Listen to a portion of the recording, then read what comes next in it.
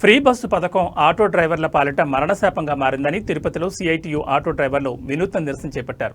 ఏపీలో మహిళలకు ఉచిత బస్సు పథకం ప్రారంభం కావడంతో తమ పరిస్థితి దయనీయంగా మారిందని ఆందోళన వ్యక్తం చేస్తున్నారు.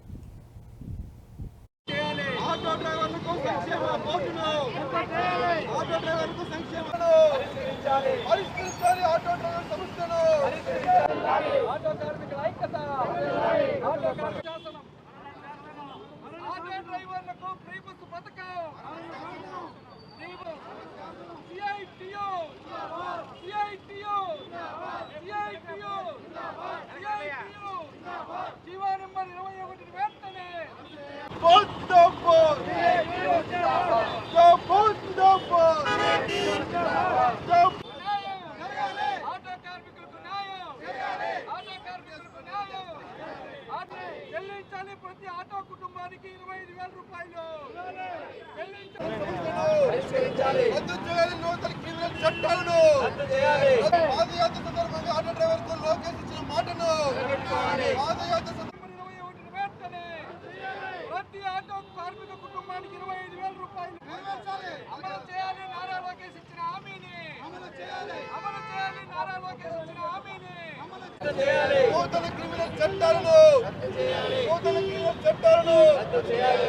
ఫ్రీ బస్సు పథకాన్ని సిఐటిగా ఆహ్వానిస్తా ఉన్నాం.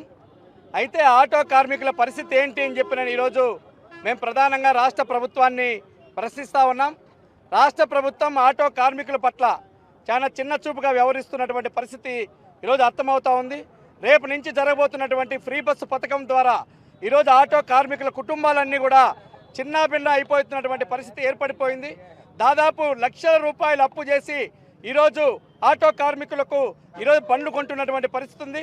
ఈరోజు ఆటో కార్మికులందరికీ కూడా న్యాయం చేస్తానని చెప్పినని ముఖ్యమంత్రి అదేవిధంగా యువగలం సందర్భంగా నారా లోకేష్ గారు హామీ ఇచ్చారు. ఆ హామీ ఇచ్చినటువంటి ఏ ఒక్కటి కూడా సమస్య పరిష్కారం చేయలేదు. ఆ సమస్య పరిష్కారం చేసిన తర్వాత ఫ్రీ బస్సు పథకాన్ని అమలు చేసి ఉంటే బాగుండేదని చెప్పని సిఐటిగా అభిప్రాయపడతా ఉన్నాం. ఈరోజు సంక్షేమ బోర్డును ఏర్పాటు చేస్తానని చెప్పని హామీ ఇచ్చాడు. ఏదైతే బిల్డింగ్ వర్కర్స్కు సంక్షేమ బోర్డు ఉందో అదే మాదిరిగా ఆటో కార్మికులందరూ కూడా సంక్షేమ బోర్డును ఏర్పాటు చేస్తానని చెప్పిన హామీ ఇచ్చాడు.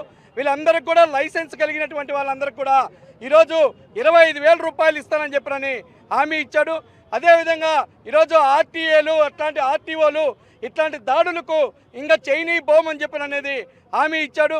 ఇట్లాంటి అనేక రకాలైనటువంటి యువగలం పాదయాత్ర సందర్భంగా నారా లోకేష్ గారు హామీ ఇచ్చారు. వాటిని